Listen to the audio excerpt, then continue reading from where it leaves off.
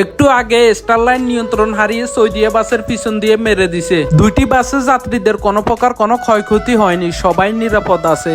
আজকে ফেনী থেকে চট্টগ্রাম আসার পথে 2 থেকে 3 জায়গায় অ্যাক্সিডেন্ট হয়েছে। বর্তমানে প্রচুর পরিমাণ কুয়াশা পড়তেছে, সবাই সাবধানে ড্রাইভ করবেন, কোনো প্রকার তাড়াহুড়া করবেন না। ঢাকা চট্টগ্রাম মহাসড়কে বেশিরভাগ ড্রাইভারই যতটুক দেখলাম চোখে ঘুম নিয়ে গাড়ি চালাইতেছে।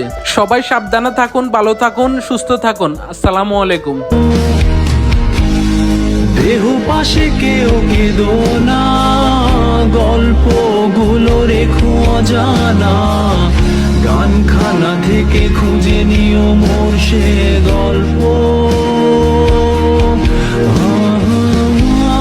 যাতে লিখা হাজার কষ্ট, নিজেকে ভেবে নিতাম এক শ্রেষ্ঠ, যার প্রতি পদে জীবন বিচ্ছেদে